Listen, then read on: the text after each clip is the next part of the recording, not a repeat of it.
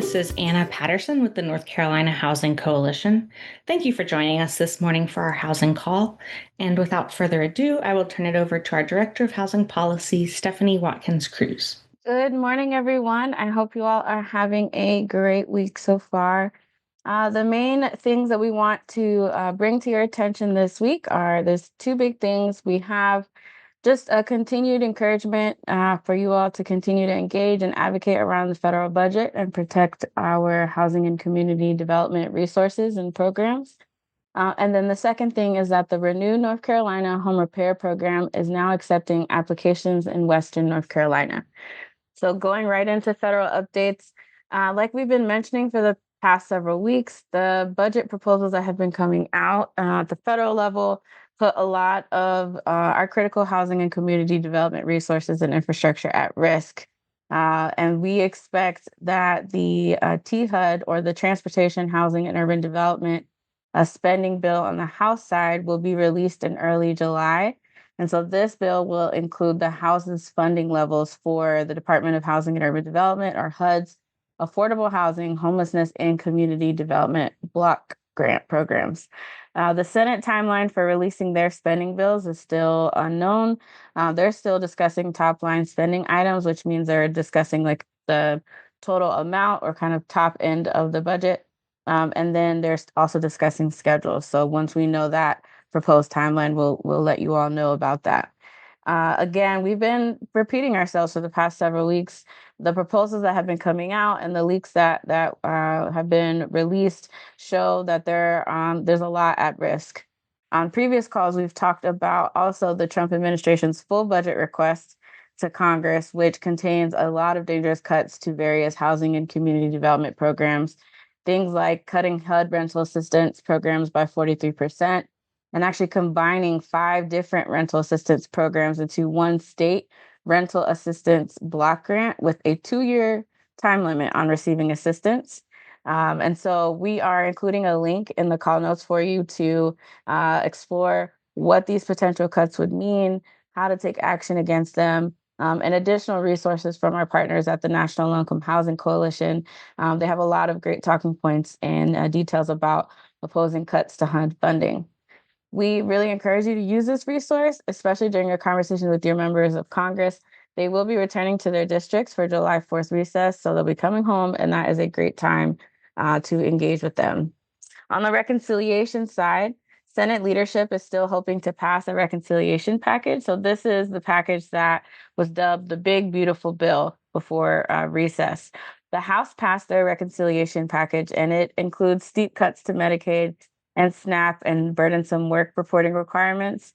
And while HUD funding is not affected by the reconciliation process, there are a lot of different programs that are being considered for cuts that would have a huge impact on the economic stability of the lowest income households. And at the same time, in the same big, beautiful bill, there are some historic elements of that would improve the housing tax credit, our biggest tool that we use nationwide to create and preserve housing. And so, like anything in policy, it's complex, it's layered.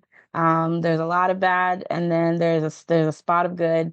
And so, hopefully, through continued advocacy, pushback, we can retain elements where the housing tax credit is strengthened, and we could really minimize the damage to low and moderate income households and a lot of this critical funding infrastructure that communities across the country and our state depend on. Moving on to the state, negotiations about aspects of the budget as they relate to taxes are sort of underway, but negotiations on the full budget haven't really begun. There has been talk of a mini budget, but others say it isn't likely. So there's a lot of back and forth. We're continuing to track these conversations, and honestly, the biggest thing that we're going to continue to push, and you'll hear us say again and again and again over the next several weeks, or as long as it takes, is to continue engaging with your members at the state level as well around restoring the workforce housing loan program appropriation in the budget. If you are interested in seeing what bills have made crossover, we have a list of the bills that we've tracked that made crossover. So we have our bill tracker link in these call notes.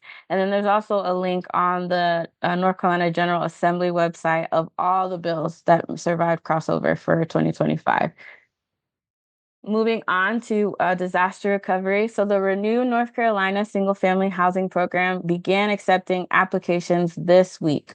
So, this is for low to moderate income Helene survivors living in owner occupied homes that were damaged by the storm. They can apply for assistance with housing rehabilitation or replacement. Priority will be given to households with seniors 62 and older, children, or people with disabilities. This program in particular is funded by HUD's Community Development Block Grant Disaster Recovery Program and is administered by the North Carolina Department of Commerce. The applications will be accepted through the end of 2025. We'll have a link to that program in the call notes, but please, if you're in Western North Carolina, you have family and friends in North Carolina who you believe would qualify, that should put in an application, please make sure you share this with them. Western North Carolina-based affordable housing nonprofit developer, Mountain Housing Opportunities, recently received a $1 million grant from the Truist Foundation of Western North Carolina Recovery and Resiliency Funds. And so these funds will go to support the construction of new homes in Black Mountain, essential home repairs to address storm damage, and rehabilitation of Mountain Housing Opportunities affordable mixed-use properties in the River Arts District, which was severely hit as well, and service navigation for disaster impacted residents of their affordable rental community. So that's great news there. Moving on to events, reports, and resources.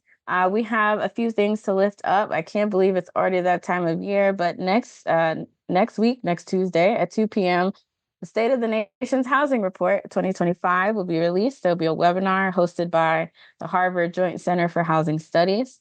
There's also going to be an event, a virtual event hosted by the Bipartisan Policy Center on July 10th at 2 p.m. about rent regulation and practice and the different perspectives and economic insights about them, and then the pros and cons to that type of policy approach. There's also going to be the Olive Hill Community Economic Development Corporation on June 28th is having their Jammy Jam 2025. And it's in Morganton, North Carolina at the amphitheater from 6 to 9 p.m. So this is an in-person event. Again, Olive Hill Community Economic Development Corporation is having an event June 28th from 6 to 9 p.m. in Morganton, North Carolina at the amphitheater.